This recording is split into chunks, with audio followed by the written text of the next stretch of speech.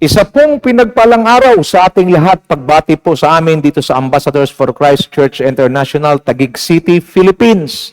Salamat po at tayo'y muling binigyan ng Panginoon ng pagkakataon na makapag-aral muli ng kanyang mga salita. Ang Diyos ay mabuti at ang Diyos ay patuloy na may ginagawa sa buhay ng bawat isa sa atin. At tunay nga po, hindi po ang Diyos nagbabago, siya po'y tapat, si Kristo noon, ngayon at magpakailanman. At ang Diyos ay tapat sa kanyang pangako. Ang sabi po sa Bilang 23:19, ang Diyos ay hindi sinungaling katulad ng tao. Ang kanyang pinapangako, ang kanyang pangako ay kanyang tinutupad at ang kanyang sinasabi ay kanyang isinasagawa. Purihin ang Panginoon. What a powerful God we serve. At ang Panginoon, Diyos na ating pinaglilingkuran, ay siya ring nagligtas sa atin doon sa krus ng Kalbaryo. Ang kanyang kamatayan ay nagbigay sa atin ng kaligtasan. At ang kaligtasan ito ang na-i-enjoy natin ngayon sa patnubay at gabay ng banal na Espiritu. Oh, kay sayang banggitin ang mga ginagawa ng Panginoon. Walang katulad po ang pag-ibig ng Diyos para sa iyo at sa akin. Kung ano man ang ating karanasan sa buhay sa ngayon, maaring iba ay mabuti, yung iba naman hindi mabuti. One thing is for sure, that in all things, Romans 8:28, we know that in all things God works for the good to those who love Him and those who are called according to His purpose. So may layunin ang Panginoon. Kung yan may pagsubok, may layunin ng Diyos. Kung yan man po'y kagalakan, may layunin din po ang Panginoon. So bago ako magpatuloy, I would like to greet everyone, especially ang mga kapwa ko pastor na masugid po na sumusubaybay at nakikinig sa ating discipleship training na ginaganap tuwing Martes at Huwebes. Alas 8 po ng gabi at purihin ng Panginoon sa mga feedback po ninyo na nakatulong po itong ating pag-aaral. Salamat po. At ang kapurihan, lahat ng kapurihan ay sa Diyos po lamang. At patuloy po na kayo rin po ay mag-feedback po kung ano pa po yung mga improvement na pwede natin gawin para po sa ating live streaming na ito. No? Ang layunin lang po lamang, ang tanging layunin ng live streaming na ito ay patuloy po kayong bahaginan ng mga biblical principles na kung saan magpapatibay at magpapalago sa ating pananampalataya kay Kristo at pagbibigay sa atin ng encouragement na magpatuloy sa paglilingkod sa Panginoon. Okay? At isa rin po sa layunin nito ay palaging bigyan po ng biblical din na references at prinsipyo ang bawat pastor at ang bawat manggagawa na magkaroon ng pagkakaisa. Because I strongly believe that if the pastor and the leaders and workers will work as a team, a winning team, then the fulfillment of the vision and the mission of the church will be blessed by the Lord, and it will be fulfilled according to the ways of God. So bago tayo magpatuloy, binabati ko po ang lahat ng mga kapastoran kasama kanilang pamilya at mga kongregasyon mula GMA, Luzon, Visayas at Mindanao. Ganun din, siyempre, ang mga leaders and workers na mga tapat, okay, na nagsusuporta, nagpipray, nagmamahal, at sumasama, at kanilang pinapalakas ang loob ng kanilang mga pastor. I-bless kayo ng Panginoon. Higit po sa inyong inaasahan. Ang Diyos po ang gaganti ng inyong kabutihan. Una, sa mga kapatid at sa mga lingkod ng Diyos. Of course, binabati ko rin ang mga kapatid na nasa iba't ibang bansa mula po dyan sa Spain. Princess, God bless you. At ganun din dyan sa Taiwan, Celeste, God bless you. Ganun din dyan sa New Zealand, sila Pastora Michelle, pagpalain kayong lahat ng Panginoon dyan. At patuloy po na managana ang pagpapala ng Diyos sa inyo. Of course, diyan sa US, sila ni Christine, i-bless kayo ng Panginoon diyan. Okay, si Janice, sa Canada. Janice and Alan, God bless. At diyan po sa nariyan po yung iba diyan sa Australia, sa Italy. Okay, Indonesia, sa South Korea, sa Japan. Okay, God bless po sa inyong lahat diyan, of course. Sa Yemen, sa Oman, at of course, dyan po sa mga taga-Ireland. Pagpalain kayong lahat ng Panginoon, managana po ang biyaya at pagpapala ng Diyos sa inyo. At sa Middle East naman tayo, dyan sa Kuwait, okay, sa sa Qatar, of course, sa Saudi Arabia. Pagpalain kayong lahat ng Panginoon, mga kapatid, at kagalakan po namin na maglingkod sa Diyos at magbahagi sa inyo ng mabuting balita, buhat po at hango sa Biblia. Okay, salamat sa Panginoon. And before we continue, I would like to invite you to join me in a word of prayer as we study the Word of God. Father God, in Jesus' name, thank you for giving us once again this wonderful privilege where we can study your Word. I pray for your divine intervention, divine wisdom, knowledge, and understanding to be poured out to your people tonight in the name of Jesus. And Lord God, we also pray na patuloy po, Panginoon, yung good internet signal ay sumaamin at dalangin ko rin ang patuloy na pagkilos ninyo sa buhay ng bawat isa sa amin. Lead us to maturity. Lead us, Father God, that create inside us, in us, thirst and hunger for the Word of God, for the presence of the Lord.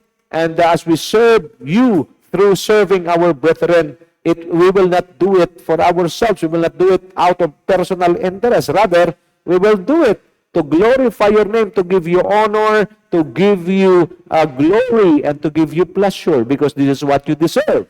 And Father, we also pray in the name of Jesus, those who are sick right now, Lord God, we declare healing, both spiritually and physically. In the name of Jesus, I pray that all sickness will be gone in the name of Jesus, especially those, Father God, who are also in need of provision. I pray for your divine provision to be released upon your people.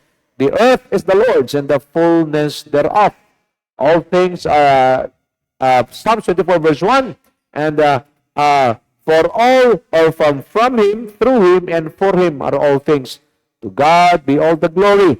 Romans 11:36. I pray that the Lord also will grant you peace, the joy that will give you strength, and most especially the Lord will continue to empower all of us, especially as we hear and partake, as we feast in His Word. I pray that God, Holy Spirit, from the beginning till the end of our study, continue to speak to us in a very powerful way. I pray for a non-stop, or the non-stop transformation that will going to happen in the lives of every believer, na mayroon pong longing, mayroon pong desire to know you more through your Word.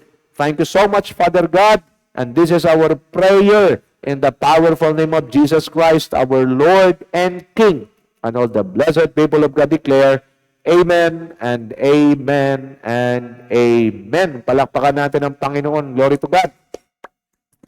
The Lord is good. The Lord is faithful. Before we declare God is good, and the people will respond all the time. And the pastor will say all the time, and the people will respond, God is good. Magandang pakinggan. Pero iba po yung declaration, iba naman yung completion. Okay? So the Bible says, as I studied the scripture, I found out that the Lord doesn't want us to just declare it. The Lord says, taste and see that the Lord is good. Declaration is not enough. We need to experience what we are declaring. And the Lord Himself declared, okay, taste and see that the Lord is good. So purihin ng Panginoon, tikman natin, danasin natin ang kabutihan at katapatan ng Diyos. Sa mga kabubukas pa lamang ng kanilang Facebook, live rin po tayo ngayon sa YouTube. So please do us a favor, share this message to your friends. Share this message, napakadali lang po. Just share it and let the Lord, let God, Holy Spirit, minister to them through His Word. So we are continuing, or we are in the continuation of our study, winning the battle from the inside out. So let's do just a fast recap, So we've studied about the biblical prescriptions on how to defeat the flesh.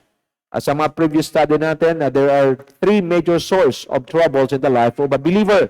Number one, the devil, which is already, he was already defeated at the cross of Calvary.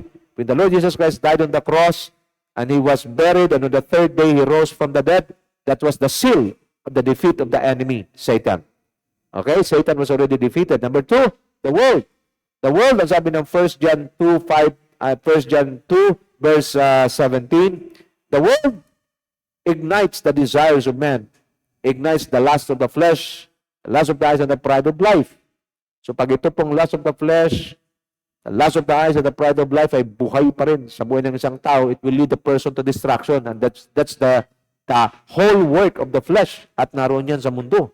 Pero sabi ng Bible, sabi ni Apostle John, through the leading of God, Holy Spirit, but the man who does the will of God. What is God's will? Living a holy life. Living a life pleasing to God. Shall live, he will live forever. Mga kapatid, napakahalaga talagang pag-aaral ng salita ng Diyos. So, if you want to defeat the flesh, because the flesh always go against what the Spirit desires. Hanggat ang flesh ay hindi natin ma-defeat, hanggat ang flesh ay hindi natin ma-overcome, punong-puno po ng struggle ang buhay ng isang mananampalataya. Because anumang desire mo na sumunod sa Diyos, hanggat buhay ang laman, magiging napakalaking balakid ito para magawa natin ang ipinapapagawa ng Diyos sa atin. That is why, isa po sa talagang hindi lamang nirekomenda, hindi nirequest, hindi sinabi lang, kundi inutos ng Diyos kay Joshua through Moses. Ang sabi niya, let this book of the law do not depart from your mouth. Meditate on it day and night, so that you will be able to do everything written in it, and your life will become prosperous and successful. Mga kapatid, ang salita ng Diyos ang pinakamahalagang component, pinakamahalagang bahagi sa buhay ng isang mananampalataya. The Word of God is the food for our spirit. The Word of God is our sword in the Spirit laban sa kaaway. The Word of God is the lamp to our feet and a light to our path. Ganun siya kahalaga. Ang salita ng Diyos ay napakatindi po ng kanyang bahagi. Kaya, kung wala tayong salita ng Diyos or himababaw tayo sa salita ng Diyos, napakalaki po ang tendency na makamadaya ng kaaway ang mga mananampalataya. Okay? So what are the biblical prescriptions na how to defeat the flesh? Number 1, deny it. Number 2, letter B, crucify the flesh and its desires. Letter Z, live for God's cause.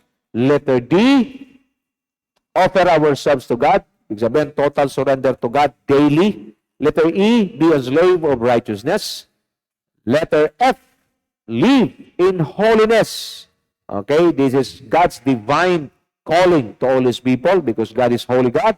Letter G, pursue Christ's likeness, our ultimate destiny. Every believer was designed, predestined by God, okay, by God the Father to be conformed to the image of His Son. If you claim, okay, if anyone claim that they are in God, they must live the way Jesus lived. Mga kapatid, mahalaga po yan. Pinag-usapan natin nakaraan, why Jesus? Because only the Lord Jesus Christ is pleasing to the eyes of God the Father. Only Jesus secured the approval of the Father, and only Jesus defeated the devil and destroyed the works of the enemy. Okay, 1 John 3:8 and 9.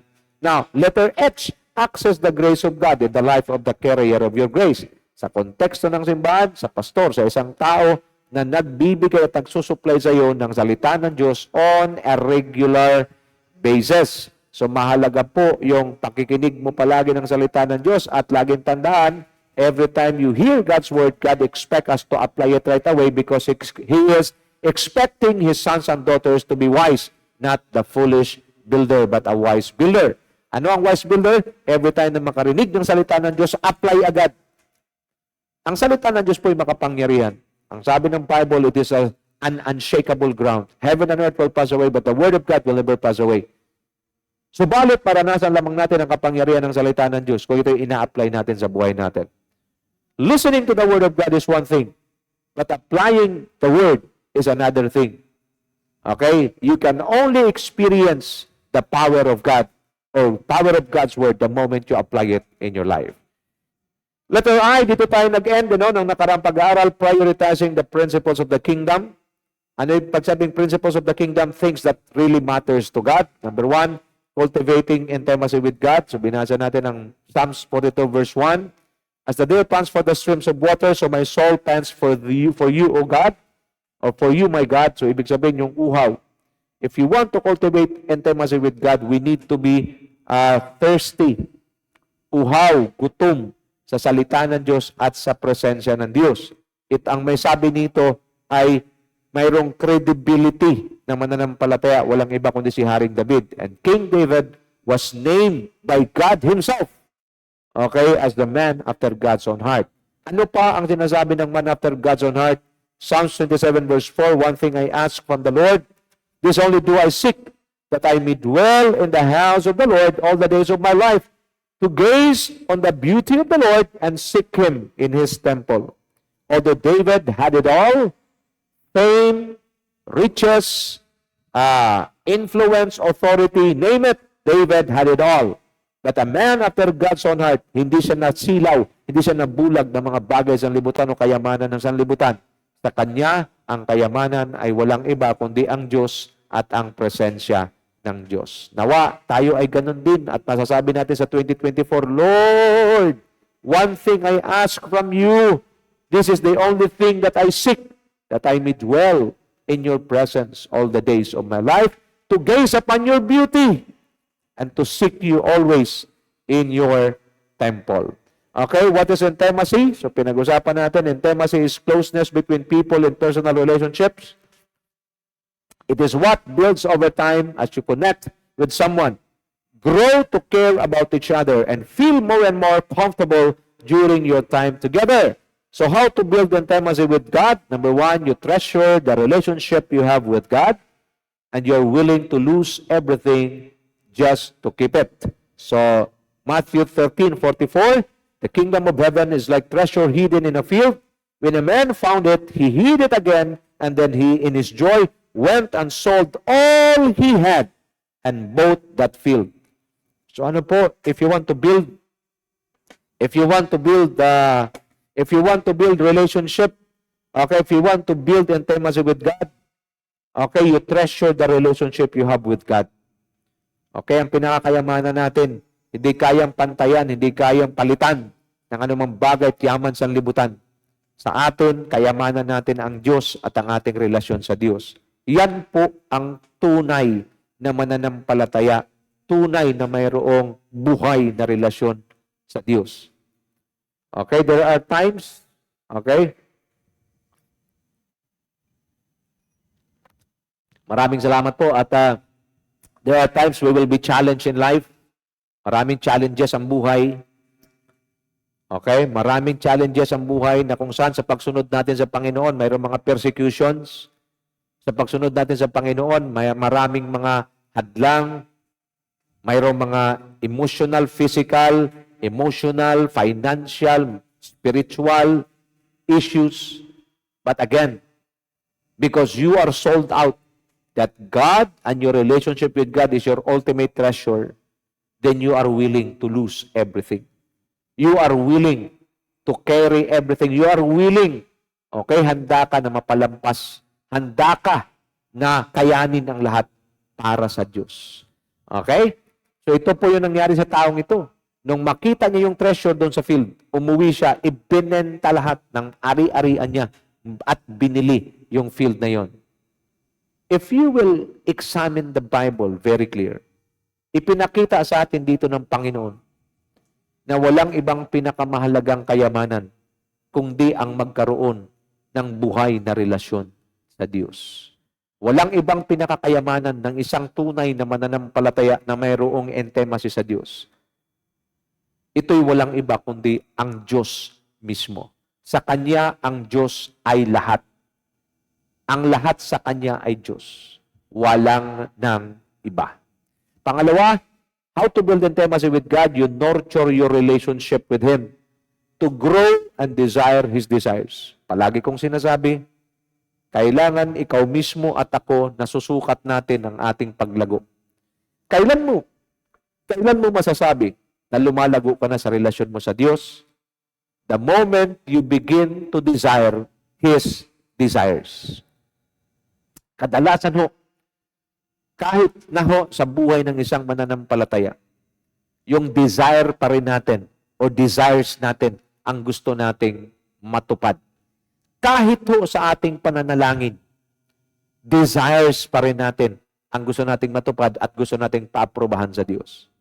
Pag ganun pa rin po tayo, kahit na 30 years, 25 years, 40 years ka ng mananampalataya, ang paglagong espiritual ay hindi pa po nagaganap sa buhay natin. But the moment we desire His desires, the moment we have the boldness to declare, Lord, not my will, but let your will be done. That's the time you begin now to desire the desires of God. And if you begin to do that, what happened?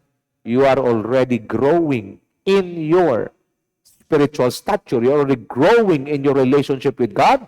It is where, pag nangyari na yun, it is where God can impart His nature to us and manifest His glory in our lives. Example si Moses, basahin natin. Magandang basahin ito. Exodus 34, verse 27 to 29, it says, NIV. Then the Lord said to Moses, write down these words, for in accordance with these words, I have made a covenant with you and with Israel. Moses was there with the Lord 40 days and 40 nights without eating bread or drinking water. And he wrote on the tablets the words of the covenant, the 10 commandments. Verse 29, when Moses came down from Mount Sinai with the 2 tablets of the covenant law in his hands, he was not aware that his face was radiant because he had spoken with the Lord. Exposing ourselves in the presence of God through deep intimacy with Him will teach us. It will purify our desires. Kailan mo masasabing purified na ang desires mo? The moment your desires becomes the desires, or the desires of God becomes your desire. Hindi na para sa sarili. Hindi na para sa akin. Ang prayer mo hindi na para sa sarili mo. Yung self-centeredness in the presence of God will be removed and we will become God-centered. Yung selfishness ay mapapalitan ng selflessness. It is a clear indication na kailangan natin palagi ng encounter sa presensya ng Diyos upang matanggal ang lahat ng mga ninanasa ng laman at mapapalitan ng pagnanasa o desire ng Espiritu. Selfishness will be replaced with selflessness. Kaya kahit anong pagsubok ang pagdadaanan mo, anong hamon sa buhay ang pagdadaanan mo, you will be victorious. Why? Because it is no longer I who live, but Christ lives in me. The life I now live in the flesh, I live by faith in the Son of God who loved me and gave Himself for me. My friends, this is the word of the Lord. Kaya mahalaga po yung building intimacy with God. Walang kamalay-malay si Moises pagbaba niya na yung kanya palang mukha ay nagliliwanag. Bakit? Because he had spoken with the Lord. The more we come to God, approach God in prayer, the more we approach God through our intimacy with Him, the more we immerse ourselves in His Word. The impartation of God's glory, di natin namamalayan na nakikita na pala ng mga tao sa buhay natin. The more we honor God, the more we glorify God, the more we worship God, the more we know God in His Word, the more we desire, Lord, I want to know You more, the more na magre-reveal ang Panginoon. Sabi niya sa John chapter 14, verse 21 to 23. If you love me and obey my commandments, I will reveal myself to you. If you obey and keep my commandments, I and the Father will make our dwelling in you. Kaya nga po yung uhaw, yung gutom salita ng Diyos through intimacy, kailangan ma-develop natin. Kasi pag na-develop natin yan sa buhay natin bilang mga mananampalataya, Yan ngayon ang magdadala sa atin sa kanyang salita para sa hanapin siya at kilalanin sa pamamagitan ng kanyang salita. Ano pa? Yan ang magdadala sa atin sa uhaw na pumasok sa kanyang presensya. But because we're already purified by the Word of God, then we can now enter into the presence of God. And in the presence of God, doon natin maranasan ang fullness of joy. Hindi ka nasisigaw doon that God is good all the time and all the time God is good. Ang sigaw mo na, ang iyong deklarasyon na doon, taste and see that the Lord is good. Taste and see that the Lord is good. Hindi lang siya sigaw, hindi lang siya declaration. This time, naranasan mo na ang completion. Naranasan mo na, na-experience mo na yung sinasabing goodness and faithfulness ng Diyos. Walang kamalay-malay si Moises. That his face was radiant. Why? Because he had spoken with the Lord. 2024 is the best year to start this intimacy with God. Wala pong katalo-talo ang isang mananampalataya o tao na tapat na naglilingkod kay Kristo. Wala pong katalo-talo kung nagbigay tayo ng maraming oras para mag-aral ng salita ng Diyos. Wala po.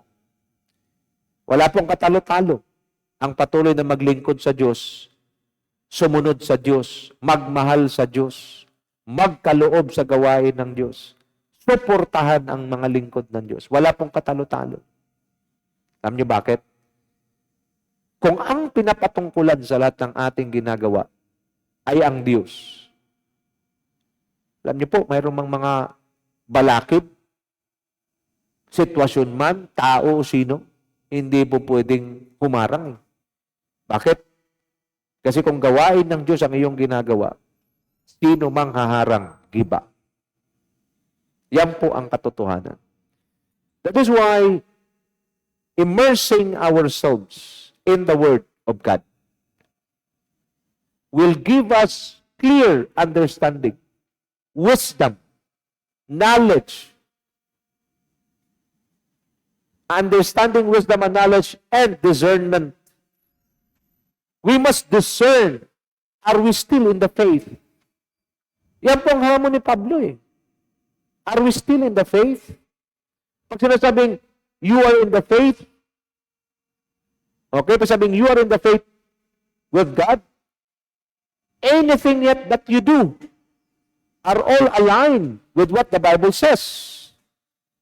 Marami po tayong mga ginagawa na hindi naman sinasabi at pinapagawa sa Biblia. It must be cut off. I'll be telling a powerful word that may offend siguro sa iba. But I need to say this. Anything that we do that is not written in the Word or mandated by the Word, gaano ka man ka-sincere, gaano ka man kaganda yung motibo, pag yan ay hindi po mandated at hindi approved ng salita ng Diyos, lahat ng yan ay walang kabuluhan. Maybe you spent lots of money for that activity. Maybe you are doing it out of a sincere heart. But if it go against the principle of the Word of God, sayang lang ho lahat ng pagod eh. Kaya sa 2024, let's be clear. Linawin natin ano ba talaga ang dapat kong gawin? Ano ba talaga yung dapat kong unahin? Ano ba talaga yung dapat kong lakaran? And let me suggest to you, study hard. Continue to cultivate your intimacy with God. Study the Scripture hard. Kasi hindi lang po sapat kung nais mong gamitin ka ng Panginoon, hindi po sapat yung pasilip-silip lang sa Biblia. Kailangan ng pag-aaral natin sa Biblia ay talagang subsub. Because we are not dealing with simple lives. We are talking here about eternal life. We are talking about eternity. We are not talking about temporary things. Kaya nga ho, mahalaga na maunawaan natin to sa mga kapwa ko, pastor, siguro magdoble pa tayo ng pag-aaral natin upang maprotektahan natin ang ating mga tupa sa mga maling katuruan, maprotektahan natin ang ating mga tupa laban sa gawa ng kaaway. And we can only protect our people with the Word of God. Hindi po pwedeng gamitin natin ang mga pamamaraan ng sanlibutan, for example, psychology or kung ano-ano mang mga pamamaraan, although mabuti yan, pero hindi sapat yan pag ang usapan na spiritual. When you speak about spiritual things, then we are now, hindi pwedeng pag pinag-usapan ng mga spiritual na bagay, hindi pwedeng hindi lulutang ang salita ng Diyos. That is why if you are built in the Word, and you master the Word from Genesis to Revelation, and you preach the Word according to the context, according to what it says, then you have the confidence that your people is completely protected against the deception of the enemy and against the lies of other people. But failure to preach the Word of God accurately, failure to preach the Word of God skillfully, failure to rightly divide the Word of God and preach it to your people, then tayo na rin ang nagbibigay ng pagkakataon sa kaaway na silain ang mga tupa na ipinagkatiwala sa atin ng Diyos. Number 3, how to build intimacy with God. You feel more and more comfortable during your time together. Ibig sabihin, you feel at home in His presence. In His presence, the devil is off limit. Sinabi ko na nakarang pag-aaral natin, isang lugar lang ang hindi kayang pasukin at tambayan ni Satanas. Ano ito? Church? Ay, hindi. Sa church, maraming tulog eh. Ano nga ito? Isang lugar na hindi kayang lapitan, pasukin at tambayan ni Satanas. Ano ito? Presensya ng Diyos. In the presence of God, the devil is off limit. That is why I encourage you, entrada pa lang ng 2024, let us enter. Let us force, okay, with force, with determination. Lord, if there are things in my life that is not pleasing before you, I make a decision tonight, by the grace of God, tigilan na to, because gusto kong maging safe sa 2024. Kailan lang tayo maging safe sa 2024? If we learn how to enter into God's divine presence. Nothing more, nothing less. Where can the devil be off limit? In the presence of God. Now, let me share with you the word of God according to King David, the man after God's own heart. Credible po itong ating reference, si King David, because he was called by God. God was the one who gave him this title, the man after God's own heart. Anong sabi niya? Hari ito ha. Ang sabi niya, better is one day in your courts than 1,000 elsewhere. I would rather be a doorkeeper in the house of my God than dwell in the tents of the wicked. See? Hari ito. Nakatira sa palasyo. Pinaka-numero 1 tao sa palasyo. Pero ang sabi niya, mainam ang isang araw sa presensya mo, O Diyos, kasi 1,000 taong nagliliwaliw ako sa mundo. Mas gustuhin ko pang magiging gwardya sa iyong tahanan kaysa nakatira ako sa mga magagarang bahay ng mga masasama. See? Mga kapatid, ngayong 2024, ano ba ang iyong pinakatahanan? Sa ganitong mga pangangaral ng salita ng Diyos, bibihira po itong napag-uusapan. Mayroon pala akong tahanan? Yes. As a believer of the living God, spiritually speaking, we need to find our refuge, our home. Ang bahay ho natin, refuge po natin yan. Dito tayo natutulog, dito tayo nagpapahinga, at nilalak natin ang mga gate niyan, ang mga pinto. Bakit? Safety ka. Ang presensya ng Diyos, yun yung safety natin sa 2024.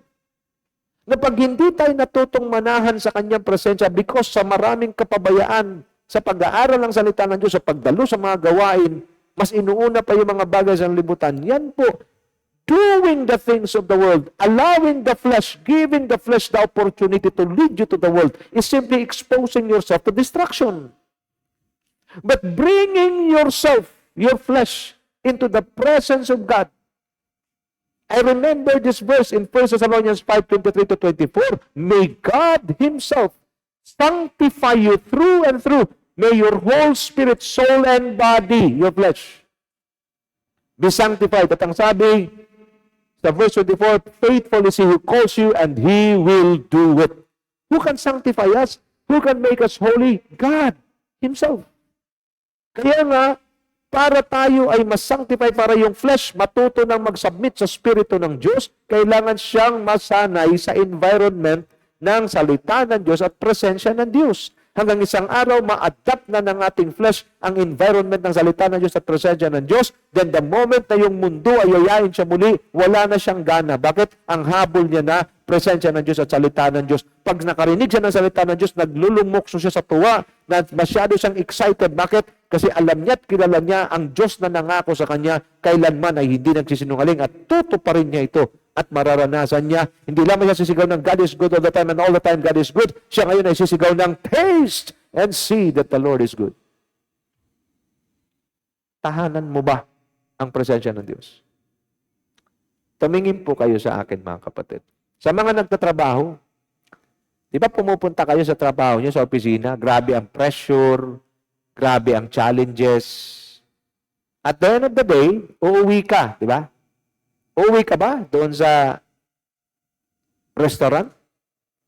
Pwede kang dumaan sa restaurant, kakain ka lang, pero may uuwian ka talaga eh. Anong tawag sa uuwian mo?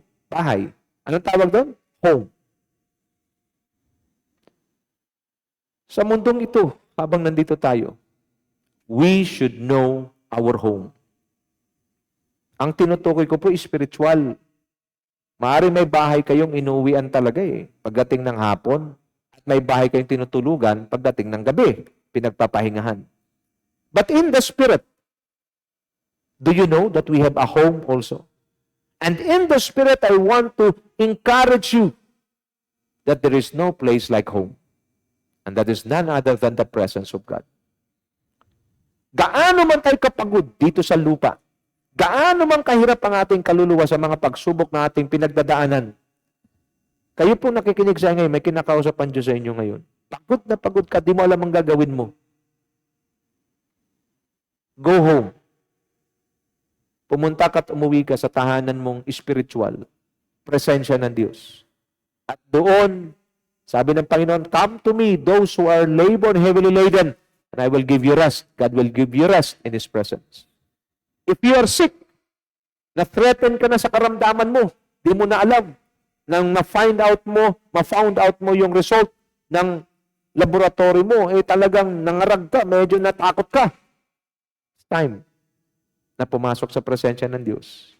Because in God's presence, there is healing. There is comfort. Lahat ng tao sa buong mundo, maging pinakamayaman, hanggang sa pinakamahirap, kailangan makapasok sa presensya ng Diyos. Failure to enter into God's presence, failure to encounter God, failure to have relationship with Christ is simply living a life full of misery. Miserable ang buhay pag walang Diyos. I am speaking from my own experience at marami pang milyong-milyong mga tao na na-encounter si Kristo at nagkaroon ng relasyon sa Diyos ang makapagpatotoo rin na miserable nga talaga ang buhay pag walang Diyos sa buhay mo at wala kang relasyon sa Kanya. Many people are seeking satisfaction in the things of this world. It will not satisfy you. Let me quote again what Blaise Pascal declared.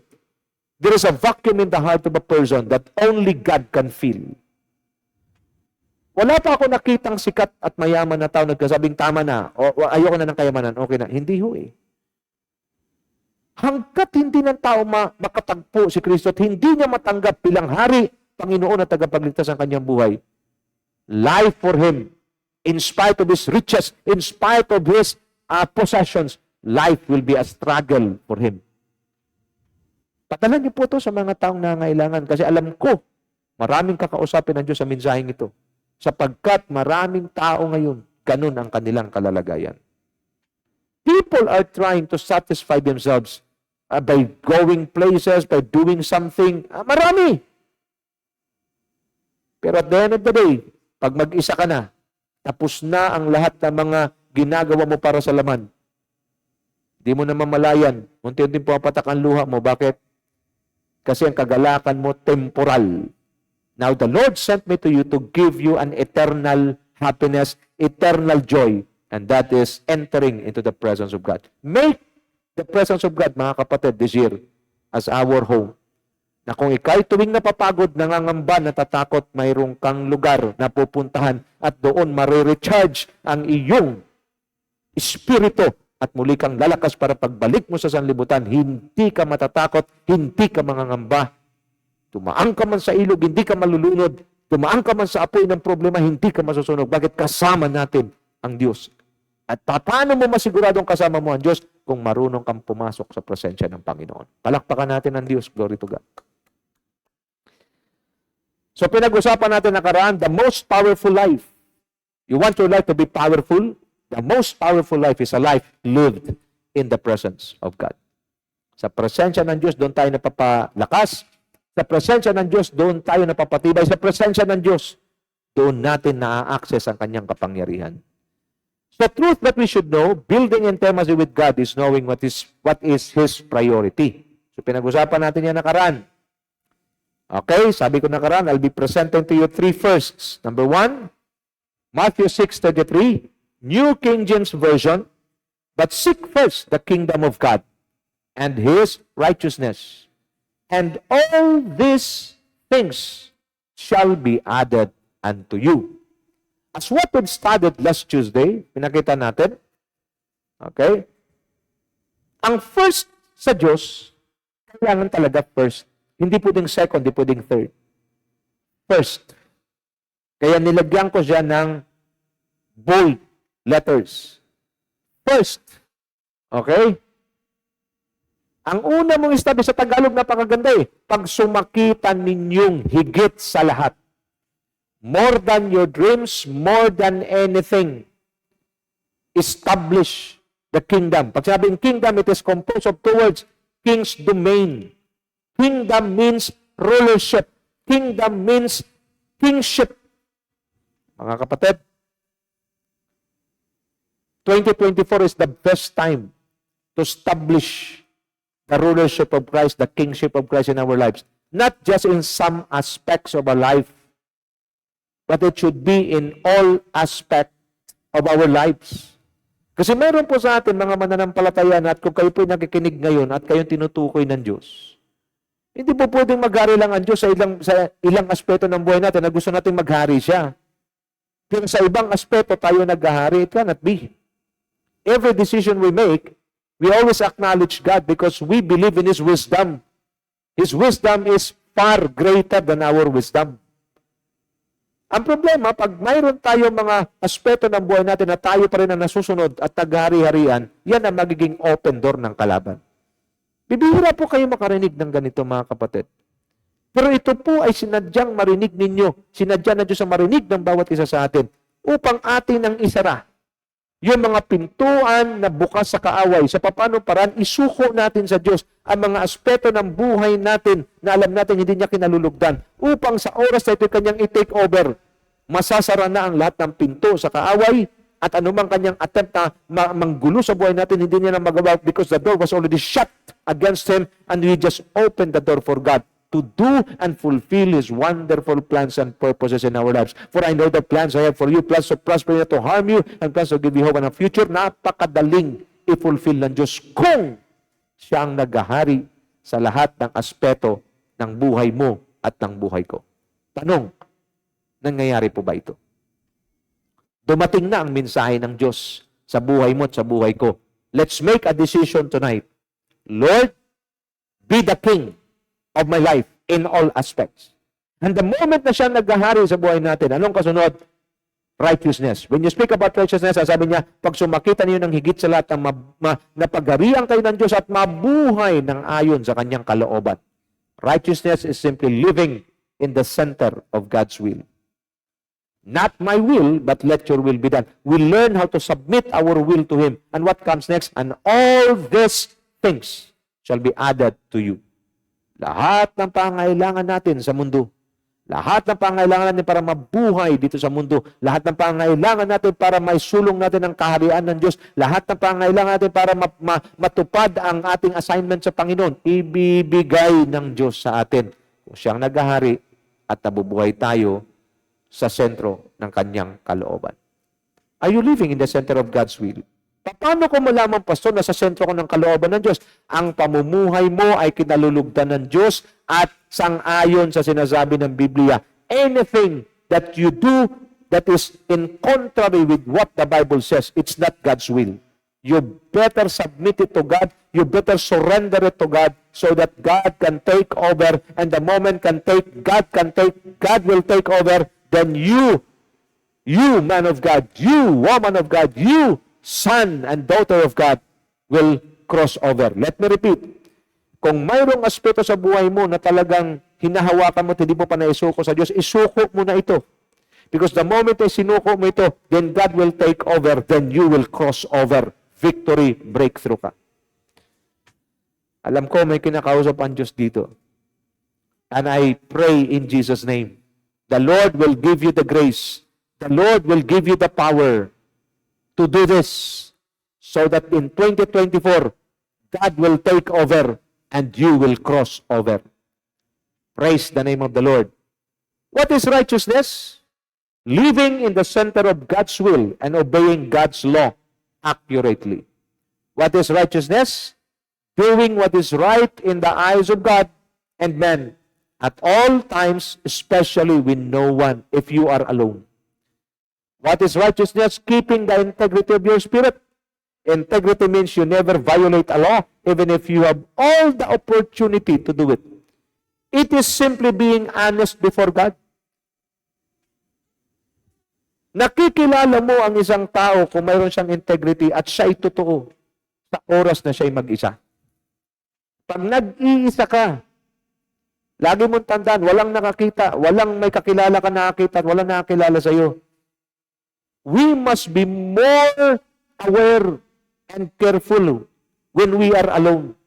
Because if we are alone, we have only one audience and that is none other than God. Di ba mas nakaka-pressure yun? Pag ikaw na lang mag-isa at nandyan lahat ng tukso sa harapan mo, at sasabihin mo, wala naman nakakilala sa akin ito, wala naman nakakita sa akin, mas magiging careful ka lalo. Bakit? Kasi isa lang ang nakakita sa iyo at siya walang iba kundi ang Diyos. Many believers are not aware of this. They just behave in the midst or before people na nakakilala sa kanila. Ang bait.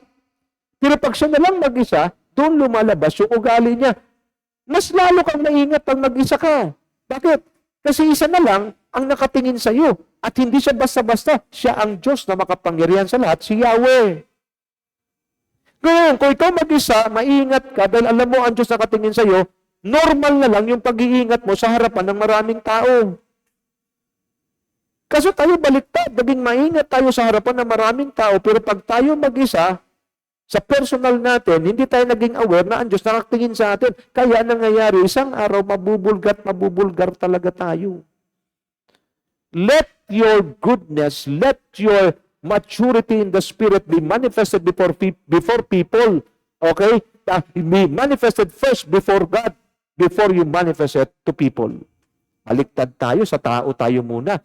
Tapos, pag tayo nakita na ng mga tao na magandang kalalagayan natin, maayos tayo, malakas tayo, hindi na tayo naging aware pag sa harapan ng Diyos.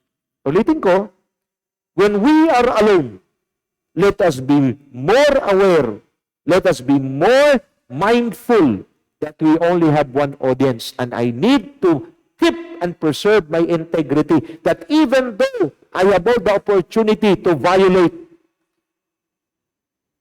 the word of God, I will not do it. Why? Because I know God is watching. I know that it will offend God. Marami sa atin, hindi tayo aware na offend ng Diyos. Binayaran ka niya, tinubos ka niya sa krus ng Kalbaryo, tapos gagawa lang tayo ng hindi tama sa harapan niya. It is an offense to God. I-offend mo na lahat, wag lang Diyos. Kasi Diyos ang pinakamahirap ma-offend.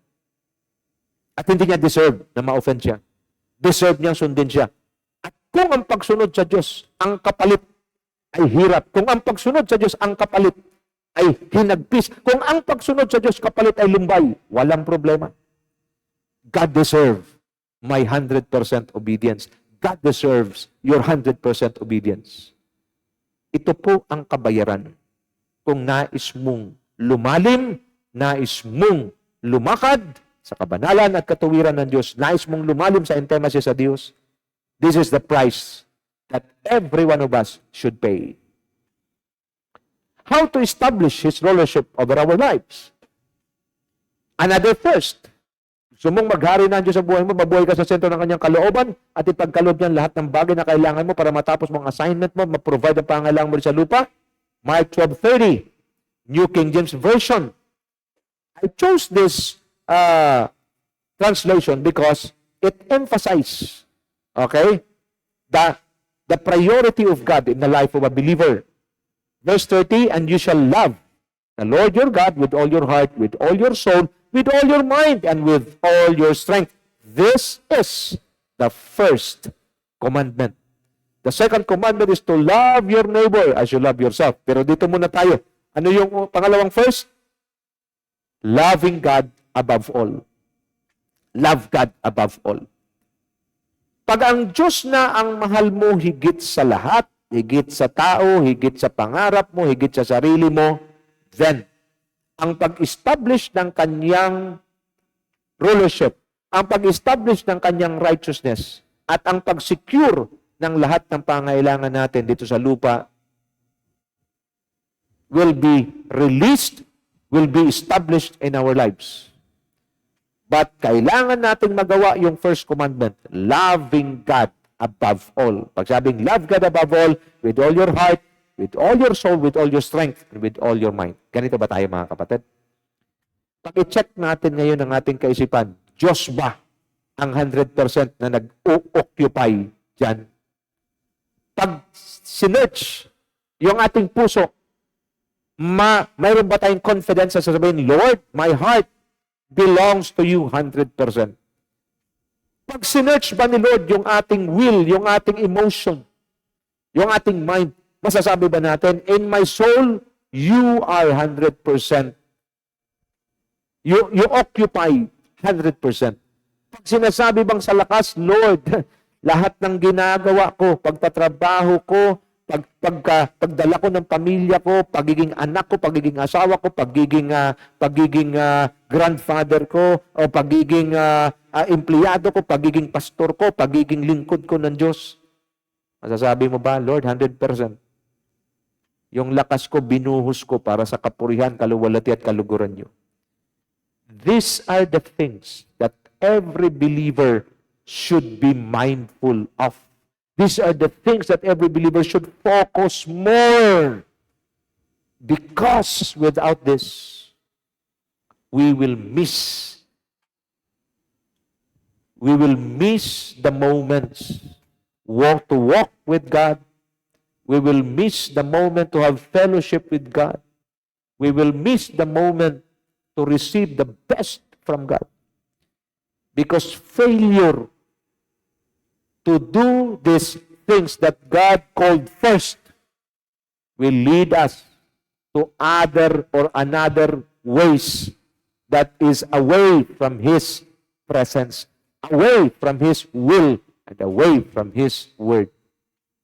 Mga kapatid, ang hamon sa atin ngayong gabi, kailangan na nating magdesisyon. Let me give you the third first. What kind of love?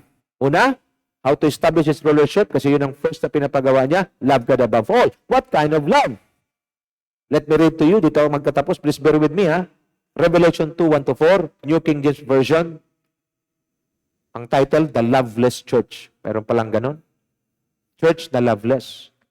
Verse 2, to the angel of the church of Ephesus write, this thing says the one, he who holds the 7 stars in his right hand, who walks in the midst of the 7 golden lampstands. I know your works, your labor, your patience, that you cannot bear those who are evil, and you have tested those who say they are apostles and are not, and have found them liars. And you have persevered and have patience and have labored for my name's sake, and have not become weary. Nevertheless, I have this against you, that you have left your, another first love. Mga kapatid, you want to establish the presence of God, you want to establish the rulership of God, you want to live in the center of God's will, and you want to receive the things that you need in order for you to finish your God-given assignment and to provide for yourself and your family, your generations, love God above all. What kind of love? How can I love God above all? First love. Pag sinasabing first love, it is pure. Pinakita rito ng Panginoon yung Church of Ephesus. Mapasensya, okay, matuwid, masipag, sinubukan ng matindi, dinaya, napakatalas ang discernment, na-prove nila yung nagkasabing apostol, hindi pala. Sila'y nagtiyaga, nagtiis para sa Diyos. Kinumend sila ng Diyos. Pinuri sila ng Diyos dito sa kanilang attitude na to. Pero sa verse 4, ang sabi ng Panginoon, subalit may isa kong laban sa iyo. You have lost your first love. Mga kapatid, naalala po ba natin nung una na rin makilala ang Diyos? Do you still remember? Hayaan niyo pong dalhin ko kayo muli doon sa unang pagkakataon, nung una mong tinanggap ang Panginoon, yung time na yun. Kaya nga tawag natin sa mga ilang nagtuturo yung spiritual birthday mo. Bakit? Kasi yung time na yun, yung love na yun, na ibinigay mo sa Diyos, yun ang pure love. Ano yung pure love? First love. Napansin mo ba yun, yung time na yun? Di ka nahiyang tumayo, pumunta sa altar, hindi ka nahiyang magtaas ng kamay, di ka nahiyang sumunod sa prayer of acceptance, hindi ka nahiya na tawagin kang nag-praise the Lord, nag-hallelujah, di ka nahiya na sinasabing, ay, ikaw pala ngayon, naniniwala na rin sa ganyan. Di ka nahiya. Bakit? Kasi yung unang time na tinanggap mo ang Panginoon, yun ang first love. At nung ikaw ay nandoon, pumunta ka sa church, wala kang ministry, wala kang ginagawa, kundi sumamba lang sa Diyos. Wala kang ibang iniisip, kundi puro Diyos. Wala kang ibang binabasa, kundi salita ng Diyos. Yun ang first love. Pero nagkaroon ka na ng ministry, nagkaroon ka na ng assignment, nagkaroon ka na ng mga ginagawa para sa Diyos. Katulad ng mga taga-Efesos, iniwan nila ang kanilang unang karanasan sa Diyos, ang kanilang unang pag-ibig sa Diyos, at ibinuhos ang pag-ibig nila sa ministeryo na siyang nagdala sa kanila layo sa Diyos. Kaya ang tawag sa kanila, loveless church. Mga kapatid, warning. You can be in the ministry. You can be serving God for years. But there's a big possibility na yung pag-ibig mo sa Diyos na-divert na sa ministry mo. At yun ang panawagan ng Diyos sa bawat isa sa atin. God doesn't want us to remain loveless to Him. It is good to have ministry, but the best thing for a believer, even for a minister, a pastor, is to love God above all. At para mamahal natin si Lord, higit sa lahat, bumalik tayo sa ating unang pag-ibig sa Diyos. Because first love to God is a pure love for Him. Ang sarap mag-aral ng salita ng Diyos, at itutuloy natin ito sa susunod na Martes. Magpalain kayong lahat ng Panginoon. Ang susunod pag-usapan natin, how to restore our first love for God. Huwag kayong mawala sa susunod na Martes. The Lord bless you and keep you. The Lord make His face to shine upon you and give you peace. Your table will never run out of food. There will always be abundant food at your table so that you can be a channel of blessings to others. Wherever you go, the Lord be with you and your family and your congregation. And whatever you do, the Lord bless the works of your hands. This is my declaration, and this is what I decree, and it shall come to pass in the name of Jesus Christ, our Lord and King. Amen, and amen, and amen. Shalom!